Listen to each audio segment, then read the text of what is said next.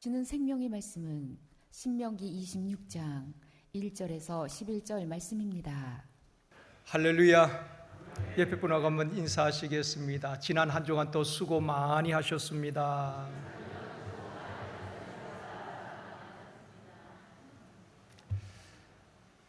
다시 한번요, 사랑하며 축복합니다.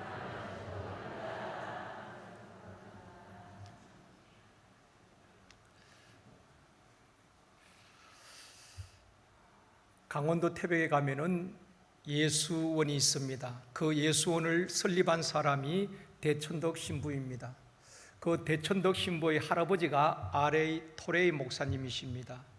그 토레이 목사님이 쓴 책에 보면은 이러한 이야기가 나옵니다. 미국 미시간호를 유람하던 유람선이 뒤집혀서 많은 사람들이 죽음의 위기에 처하게 되었습니다. 그때 주변에 수영선수가 한 명 있었는데 그 수영선수가 목숨을 걸고 그 호수로 뛰어들어서 23명의 목숨을 구하게 됩니다. 그 수영선수는 화제의 인물이 되었고 신문마다 영웅으로 대서특필을 하였습니다. 구조된 23명은 일상으로 돌아갔고 수십 년의 세월이 흘렀습니다. 그 토레이 목사님이 LA 한 교회에서 집회를 하시면서 수십 년 전에 있었던 그 사건에 대해서 말씀하셨습니다.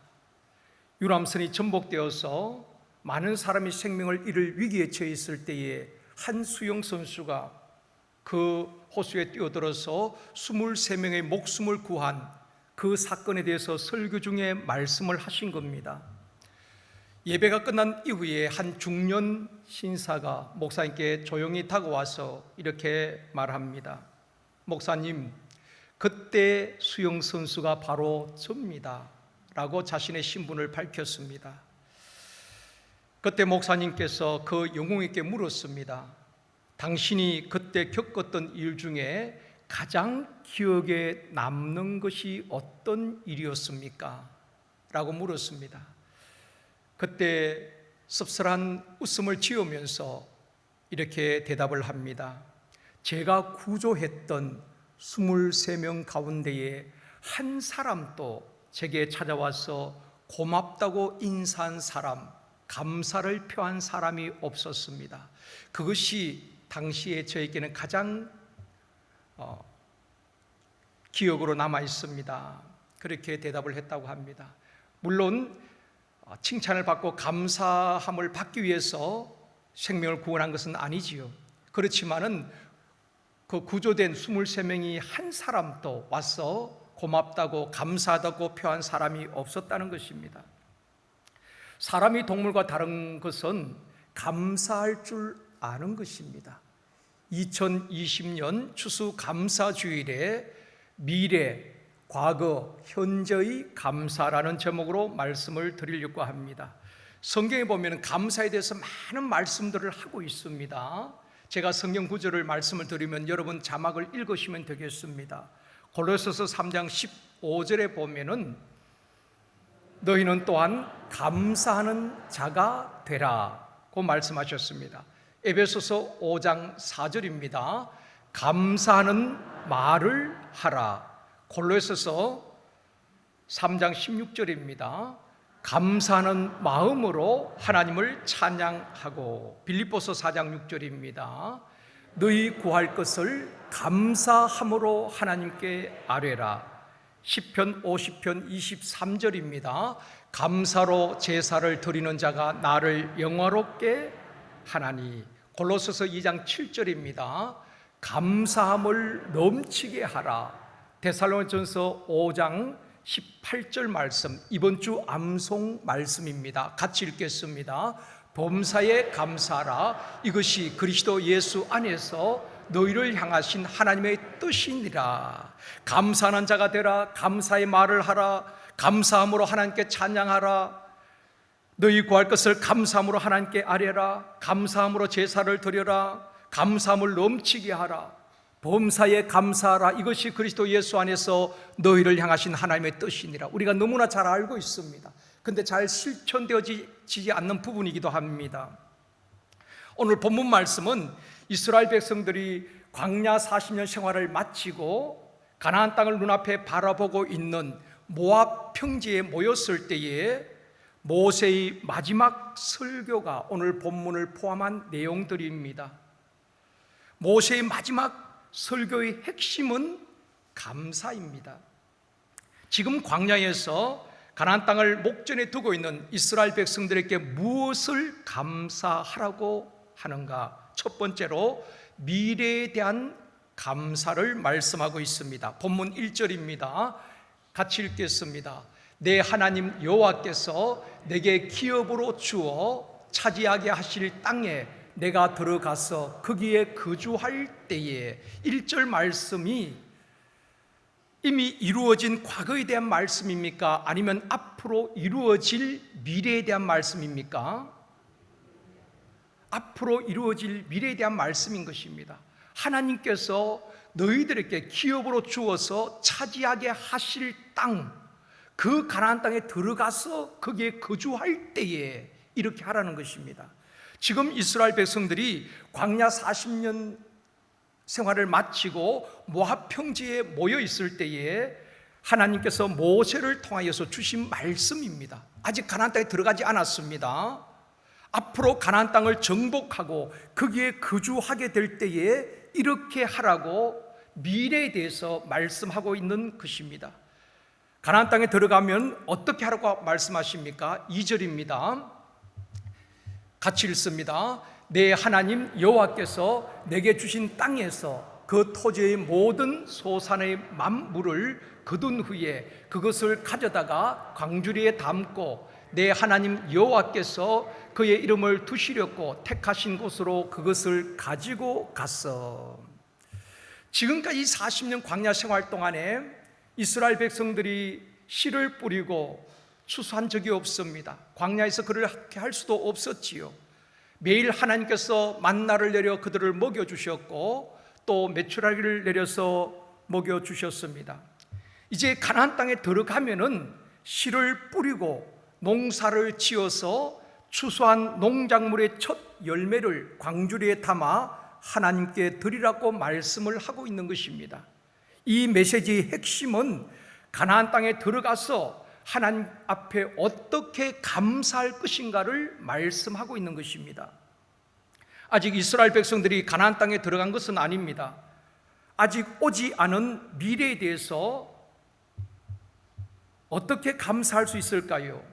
미래에 대해서 믿음으로 감사할 수 있는 것은 하나님의 약속의 말씀을 믿고 그 말씀을 붙들고 그 말씀대로 이루어질 줄 믿을 때에 우리는 감사할 수 있는 것입니다. 그래서 너희 구할 것을 감사함으로 하나님께 아뢰라 그랬거든요. 우리가 기도할 때도 우리가 기도했으면 이루어진 것이 아닙니다.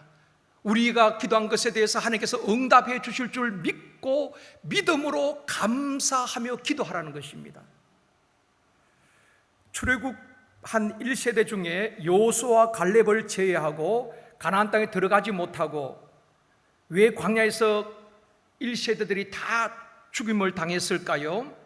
가나안에 대한 하나님의 약속, 미래에 대한 하나님의 약속을 믿지 못했기 때문에 홍해에서 원망을 하고 환경에 따라서 원망을 하다가 결국 그들은 실패하게 되는 것입니다. 하나님은 그 이스라엘 백성들에게 광야를 통과한 다음에 가나안이 목적인 것입니다. 아브라함에게 약속했던 그 젖과 꿀이 흐르는 가나안 땅을 너희들에게 주겠다. 그 약속을 믿지 못하니까 눈앞에 펼쳐지는 환경을 바라보고 원망하고 불평하다 결국 광야에서 죽게 되었다는 것입니다. 우리가 과거나 현재에 대해서는 감사를 합니다. 그런데 앞으로 만들어질 미래에 대해서는 잘 감사하지 않습니다. 미래의 약속을 붙들고 믿음으로 감사하라는 것입니다. 하나님께서 모세를 통하여서 이스라엘 백성들에게 앞으로 너희들이 요단을 건너서 가나안 땅에 들어가면은 거기서 씨를 뿌리고 추수를 해서 소산물의 만물 첫 열매를 하나님 앞에 드리면서 감사하라고 말씀을 하고 있는 것입니다. 소사물의 첫 열매를 드린다는 것은 모든 것이 하나님의 것임을 고백하고 인정하는 것입니다. 다윗 왕 때에 성전을 건축하기 위해서 이스라엘 백성들이 하나님 앞에 예물을 드립니다. 그때 다윗이 하나님 앞에 이렇게 감사 기도를 합니다. 역대상 29장 13절 말씀입니다. 같이 읽습니다. 우리 하나님이여, 이제 우리가 주께 감사하오며 주의 영화로운 이름을 찬양하나이다. 다윗이 그 백성들이 하나님 앞에 성전을 건축하기 위해서 예물을 드리는데 그 모습을 보면서 우리 하나님이여, 이제 우리가 주께 감사하며 주의 영원한 이름을 찬양합니다. 그러면서 14절에 계속해서 말씀합니다. 같이 읽습니다. 나와 내 백성이 무엇이기에 이처럼 즐거운 마음으로 드릴 힘이 있었나이까. 모든 것이 주께로 말미암아 사오니 우리가 주의 손에서 받은 것으로 주께 드렸을 뿐이니이다. 당시에 이스라엘 백성들이 인색함으로 드린 것이 아니라 즐거운 마음으로 하나님 앞에 드렸다는 것입니다. 그렇게 즐거운 마음으로 드릴 수 있었던 이유를 뭐라고 설명합니까? 모든 것이 주께로부터 왔고 주님이 주신 것을 우리가 받아서 주님께 드렸다는 것입니다. 즐거운 마음으로 드렸다고 고백을 하고 있습니다. 내 것이라고 생각하면 아까운 생각이 드는 것입니다. 시간도 몸도 물질도 내 것이라고 생각하면 인색해지는 것입니다. 그러나 주님의 것임을 알 때에 우리는 즐거움으로 내 몸을, 시간을, 물질을 드릴 수 있는 것입니다. 사랑하는 성도 여러분, 저와 여러분의 생명은 하나님께로부터 온 것인 줄 믿습니다. 또 우리 자녀들도 내가 낳았지만은 하나님께서 여러분 가정에 기업으로 주신 선물인 것입니다. 또한 물질의 주인 또 내가 아니라 하나님이신 것입니다. 이런 로드십이 바로 정립이 되어야지 우리의 신앙이 건강하게 성장할 수가 있는 것입니다. 물질의 주인은 내가 아니라 하나님이신 것입니다. 우리 주님이 주신 것을 우리는 이 땅에서 관리하는 청지기인 것입니다. 그런데 우리는 주님의 것을 내 것이라고 고집하며 살아갈 때가 얼마나 많습니까? 저도 그럴 때가 있습니다. 주님이 주신 것임을 고백하면서도 때로는 내 것인 것처럼 착각할 때가 있다는 것입니다. 한 부자가 있었지요. 소출이 풍성하였습니다. 그 부자가 뭐라고 말합니까?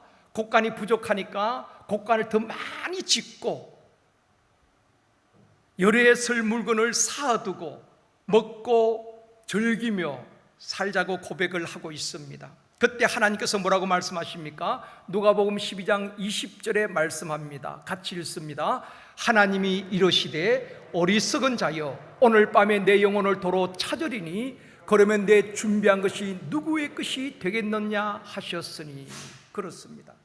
내가 아무리 쌓아놓아도 내 생명 끝나면은 주인은 바뀌어지는 것입니다. 우리는 정직이 인생임을 기억해야 하는 것입니다. 모아두고 쌓아두었다고 해서 내 것 아닙니다. 내 생명 끝나면은 주인은 바뀌어지는 것입니다. 진정한 감사는 나의 미래, 나의 소유, 나의 모든 것이 하나님의 것임을 고백하는 것입니다. 특별히 미래에 대한 감사, 아직 이루어지지 않았지만은 약속의 말씀을 붙들고 나의 미래를 믿음의 눈으로 바라보며 하나님, 나의 삶 전체가 하나님의 것입니다. 주님의 손에 올려드립니다. 고백할 수 있는 저와 여러분이 되어지기를 원합니다. 우리의 장래도 우리 자녀도 나의 모든 것을 주님의 손에 올려드릴 때에 주님은 책임져 주시고 우리를 인도해 주실 줄 믿습니다. 하나님께서 이스라엘 백성들에게 가나안 땅에 들어가면은 소사물의 첫 열매를 광줄에 담아서 제사장 앞에 가져가고 제사장은 그것을 받아서 여호와의 제단 앞에 드릴지라고 말씀을 하고 있습니다. 왜 하나님께서 아직 가나안 땅에 들어가지도 않았는데 이 말씀을 하셨을까요?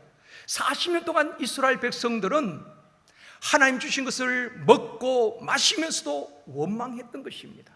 그래서 그 이 세대에는 그 조상들의 잘못을 반복하지 않도록 가나안 땅에 들어가기 전에 앞으로 너희들이 가나안 땅에 들어가면은 씨를 뿌리고 농사를 지을 것이고 추수를 하게 되는데 그 소산물의 만물 첫 열매를 하나님께 드리면서 감사하라고 미리 가르쳐주고 있는 것입니다. 가나안 땅에 들어가서 어떻게 감사해야 될 것인가를 말씀해 주면서 미래에 대해서 감사할 것을 말씀하고 있는 것입니다. 두 번째로 과거에 대한 감사입니다.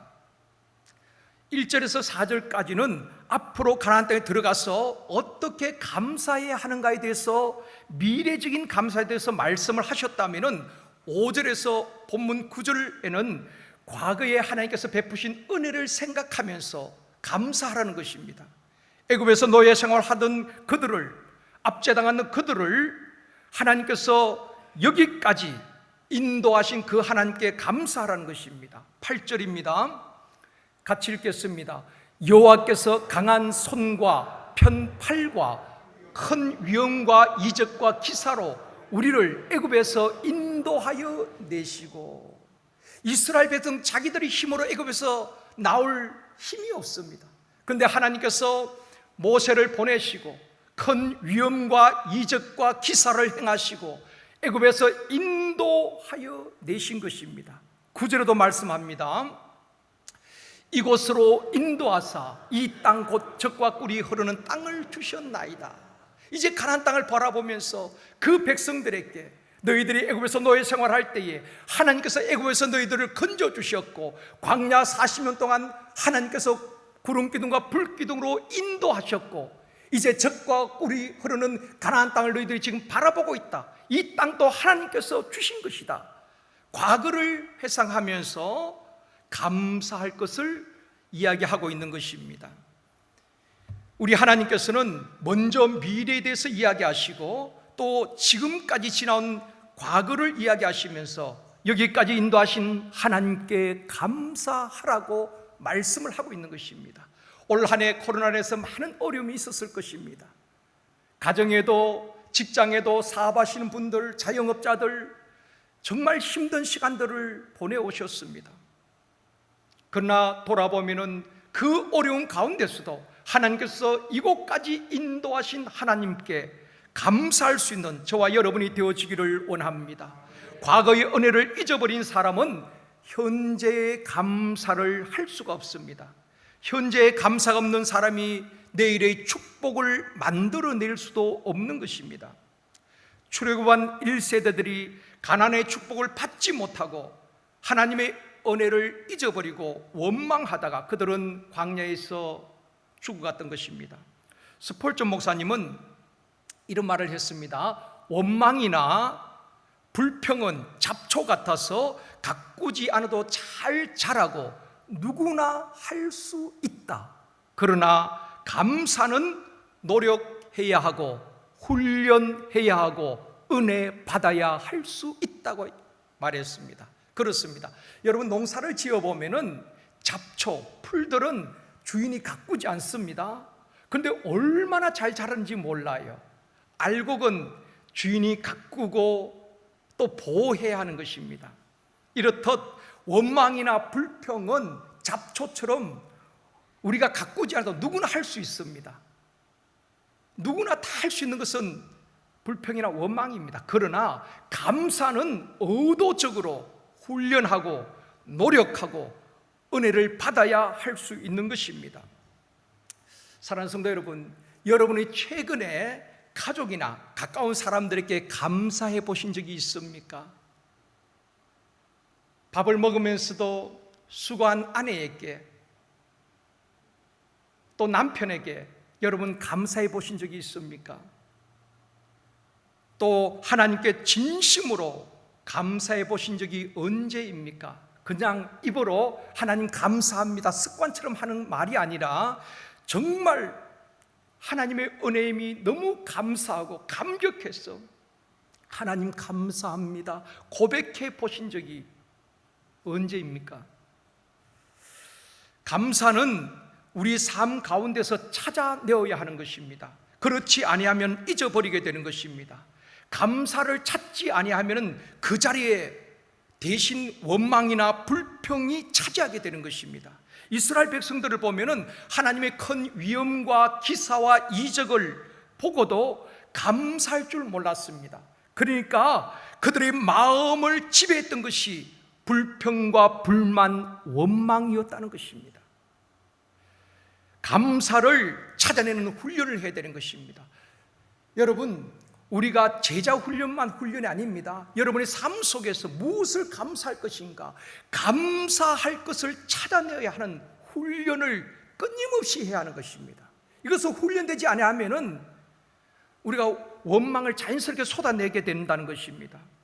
평범한 일상 속에서 또 코로나라는 어려운 환경 속에서도 감사를 찾아내고 감사의 말을 하고 감사하는 마음으로 하나님을 찬양하고 감사함으로 하나님께 아뢰고 감사함으로 예배를 드리고 감사함으로 예물도 드리고 감사하는 자가 되고 범사에 감사를 하나님께 올려드릴 때에 우리의 영적 생활에 엄청난 능력을 가져다 주는 것입니다. 모든 사람들은 평안과 기쁨을 원합니다. 여러분, 평안과 기쁨을 얻는 비결이 무엇일까요? 우리가 작은 것에도 하나님 앞에 감사를 찾아내고 하나님 앞에 감사를 올려드릴 때에 세상이 줄 수 없고 빼앗을 수 없는 평안과 기쁨을 얻게 되는 것입니다. 여러분, 내 마음속에 불평과 불만으로 가득 차 있는데 그 마음에 평안이 있겠습니까? 그 마음에 기쁨이 있겠습니까? 여러분, 주변에 있는 분들 한번 보십시오. 감사도 습관이고 원망하는 것도 습관입니다. 감사하는 분들은 어디 가도 감사를 해요. 식당에서 내가 돈을 내고 밥을 먹고도 나오면서 그렇게 말합니다. 서빙하신 분이나 또 주인에게 잘 먹었습니다, 감사합니다. 내가 돈을 내고 먹는데도 말입니다. 늘 감사합니다. 그런가 하면은 또 불평이 습관이 된 사람들도 있습니다. 그런 분들은 어디를 가도 불평합니다. 교회 와도 불평하고 가정에서도 불평하고 식당에서도 밥을 먹고도 짜고 맵다고 마음에 안 든다고 또 불평하면서 나오기도 하는 것입니다. 사랑하는 성도 여러분, 불평은 하나님께서 원하시는 게 아닙니다. 어떤 경우에도 범사에 감사하는 것이 우리를 향한, 저와 여러분을 향한 하나님의 뜻이라고 말씀하고 있잖아요. 그러므로 여러분, 감사를 훈련해야 하는 것입니다. 하나님께서 가장 기뻐하는 제사, 하나님께서 가장 기뻐하는 예배가 어떤 예배일까요? 감사로 드리는 예배인 것입니다. 감사로 제사하는 자가 나를 영화롭게 한다고 말씀하고 있습니다. 인생에 수많은 위기와 고비가 있지만은 여기까지 인도하신, 오늘 이 자리에 있기까지 인도하신 하나님 앞에 진심으로 감사하는 저와 여러분이 되어지기를 원합니다. 감사함으로 하나님을 높여드리며 하나님께 영광 올려드릴 때에 하나님께서 닫힌 문을 열어주시고 미래에도 인도하시고 축복하여 주실 줄 믿습니다. 하나님께서 모세를 통해서 이스라엘 백성들에게 애굽에서 인도하시고 광야 생활을 거쳐서 이곳까지 인도하신 하나님께 감사하라고 말씀하고 있습니다. 지금까지 살아온 과거를 돌아보면서 하나님 앞에 감사하라는 것입니다. 우리가 지난 50년 모든 것이 하나님의 은혜였습니다. 하나님 앞에 감사드리고 앞으로 우리에게 주어질 미래 50년 선교와 비전으로 달려갈 50년을 바라보면서 건강한 교회로 세워질 우리 교회를 바라보면서 다음 세대가 든든히 세워질 것을 바라보면서 우리 교회에서 수많은 글로벌 리더들이 세워질 것을 바라보면서 믿음으로 감사할 수 있기를 원합니다. 마지막 세 번째로 현재에 대한 감사입니다. 하나님께서 앞으로 인도하실 젖과 꿀이 흐르는 가나안 땅을 바라보게 하시면서 너희들이 가나안 땅에 들어가면은 씨를 뿌리고 추수한 것 소사물의 첫 열매 만물을 하나님 앞에 드리면서 감사하라, 미래적인 감사에 대해서 말씀하셨고, 그 다음에 또 애굽에서 해방되어서 가나안을 광야 40년을 거쳐서 이곳까지 모압 평지까지 이르게 하신 하나님 앞에 감사라고 지금 말씀을 하고 있습니다. 과거적인 감사를 하라는 것입니다. 가장 중요한 것은 오늘 현재에 대한 감사인 것입니다. 오늘 감사하지 못하는 사람이 어떻게 내일을 감사할 수 있겠습니까? 주어진 무엇 때문에 감사하는 것이 아니라 범사에 감사하는 것이 하나님의 뜻이라고 말씀하고 있습니다. 여러분, 예수 믿는 사람이 어떤 사람입니까? 내 뜻대로 사는 것이 아니라 하나님의 뜻대로 살려고 애쓰는 분들이 아닙니까?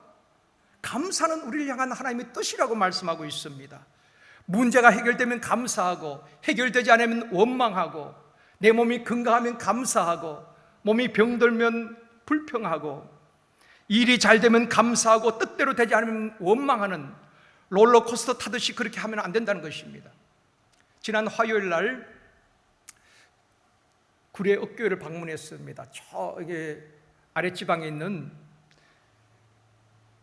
올여름에 장마로 인해서 섬진강 제방이 붕괴되면서 구례 전체가 물에 잠겨버렸어요. 원래는 그 수해가 난 다음에 방문하려고 이제 우리 노회에 속한 교회이기 때문에 전화를 드렸습니다. 근데 그때는 완전히 아수라장이 됐기 때문에 또 외부에 오는 것을 다 차단을 했습니다. 코로나도 있고 해서 그래 갈 수가 없었습니다. 이제는 어느 정도 정리가 되었기 때문에 위로차 방문을 했습니다. 아직도 그 수해 현장 그대로 남아있는 곳들이 많이 있었습니다. 그런데 그 목사님께서 이런 말씀을 하시는 겁니다. 그 교회에서 성도들이 많은 피해를 입었는데 특별히 이제 교회에 가장 많이 헌신하고 충성하는 네 가정이 있는데 그분들이 또 가장 많은 피해를 입었다는 것입니다. 하우스를 하고 또 소를 많이 키우는데 하우스를 이렇게 대부분 대출을 받아서 그렇게 하우스를 크게 짓습니다. 그리고 이제 나중에 또 그 작물을 출하하고 또 갚고 이런 식으로 하는데 소도 한 마리에 500만 원에서 600만 원 하잖아요. 근데 성도 가운데 한 분은 소를 한 100마리 많은 소를 키우는데 30마리가 이렇게 죽게 된 것입니다. 그러다 보니까 많은 피해를 입었죠. 적게는 1억에서 많게는 2억 5천까지 성도들 피해를 입게 되었다는 것입니다. 그래서 목사로서 굉장히 염려가 되었다는 것입니다. 이분들이 혹시나 하나님을 원망하고 낙심하면 어떡할까 많은 걱정을 했는데 그분들 나중에 그런 고백을 하더라는 것입니다. 한 분도 불평하거나 원망하지 아니하고 하나님께서 더 좋게 해주시겠지요. 하나님께서 회복시켜 주실 줄 믿습니다. 그런 고백을 들을 때에 목사님이 그렇게 이야기했다는 것입니다. 우리 집사님, 권사님들이 믿음이 저보다 낫습니다. 그런 상황에서 많은 피해를 입었지만은 하나님을 원망하지 아니하고 회복시켜 주실 하나님을 생각하면서 미리 믿음으로 미래에 대해서 감사하는 그 모습을 보면서 목사님 큰 감동을 받았다. 그런 고백을 하시더라고요. 사랑하는 성도 여러분, 하나님께 드리는 감사는 우리가 처한 환경을 뛰어넘는 감사인 것입니다. 하박국 3장 17절에 보면 말씀합니다. 같이 읽겠습니다. 비록 무화과나무가 무성하지 못하며 포도나무에 열매가 없으며 감람나무에 소출이 없으며 밭에 먹을 것이 없으며 우리의 양이 없으며 외양간에 소가 없을지라도. 자, 여기에 보면은 없고 없는 것밖에 없지요. 열매가 없고 소출이 없고 먹을 것이 없고 양이 없고 소가 없고 없는 것밖에 없습니다. 그런데 그 다음 절에 뭐라고 고백합니까? 같이 읽습니다. 나는 여호와로 말미암아 즐거워하며 나의 구원의 하나님으로 말미암아 기뻐하리로다. 잃어버린 것, 없는 것 때문에 원망하고 불평하는 것이 아니라 나는 여호와로 말미암아 즐거워하고 내게 구원을 주신 그 구원의 하나님으로 말미암아 기뻐하리로다. 이것이 성도의 진정한 기쁨일 줄 믿습니다. 환경 따라 감사하고 원망하는 것이 아닙니다. 여호와로 인하여서, 구원의 하나님으로 인하여서, 감사하고 기뻐할 수 있는 저와 여러분이 되어지기를 원합니다. 사도 바울은 그것을 깨달았어요. 그러니까 바울은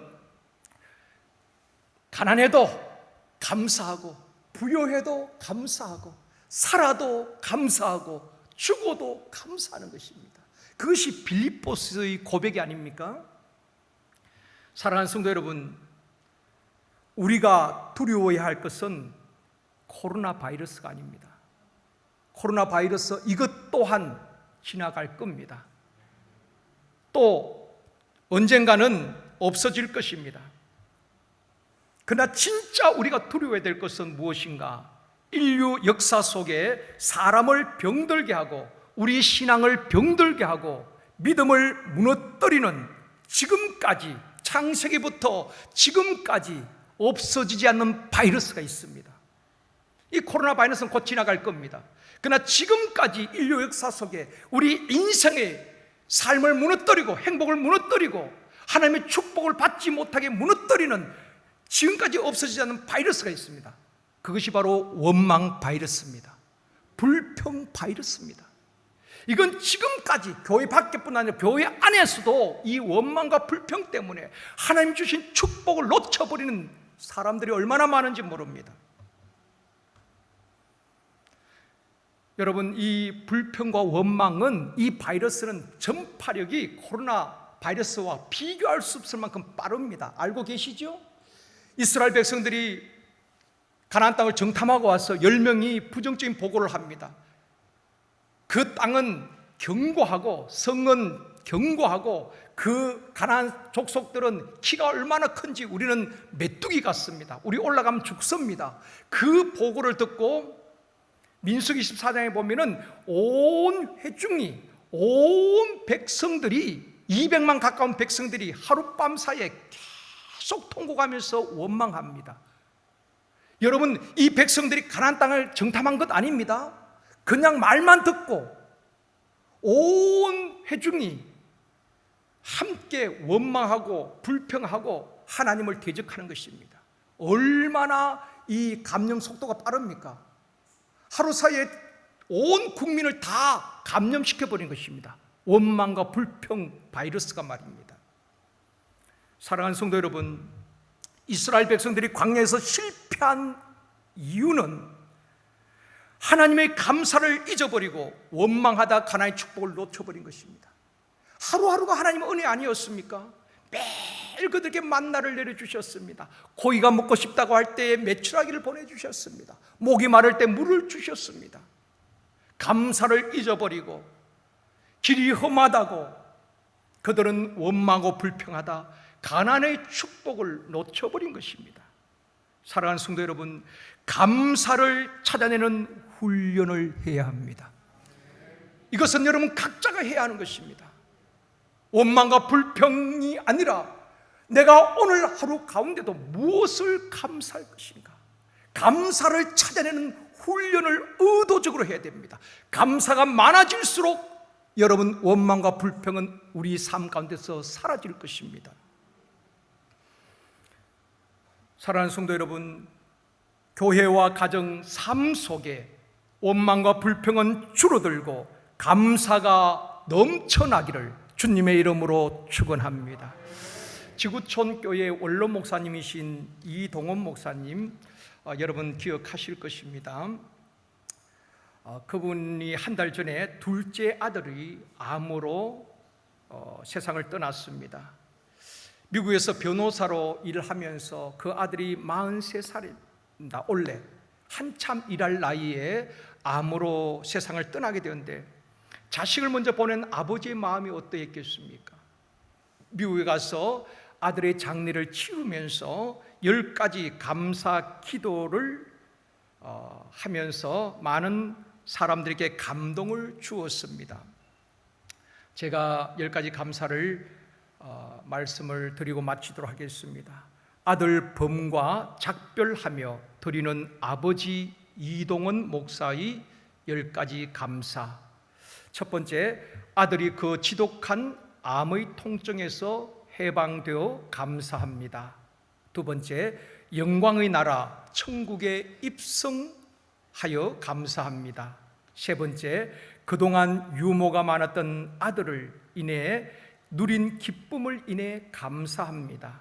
네 번째, 단 한 번도 불평 없이 자랑만 하던 아내와 애교덩어리 손자를 남겨주어 감사합니다. 다섯 번째, 어려서 게임을 좋아하더니 게임 변호사가 된 것 감사합니다. 여섯 번째, 아들의 고통을 통해 예수님을 내어주신 하늘 아버지의 고통을 알게 하심을 감사합니다. 일곱 번째, 아들의 암 투병을 통해 수많은 암 환자의 고통과 연대하게 된 것을 감사합니다. 여덟 번째, 또한 자식을 먼저 떠나보낸 수많은 부모들의 고통과 연대하게 되어 감사합니다. 아홉 번째, 아들의 치유를 위해 기도한 수많은 중보 기도자들과 한 지체가 되어 감사합니다.